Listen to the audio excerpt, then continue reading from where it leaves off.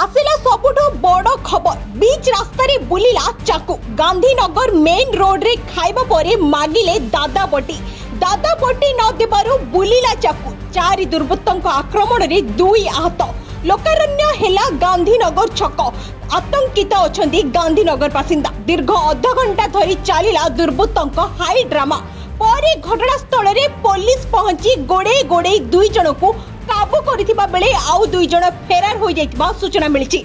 दुई बाइक को मध्य जिमारे नेछि पुलिस जहां वर्तमान सबुठु बड़ खबर होई सामना को आसुछि।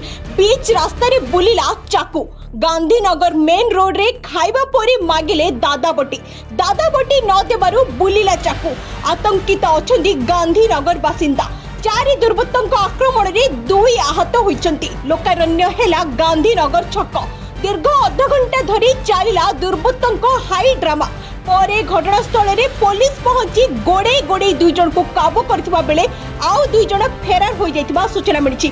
दुई बाइक को मध्य जिमारे नेछि पुलिस। ब्रह्मपुर कालीप्रसाद रथंग रिपोर्ट फोकस प्लस।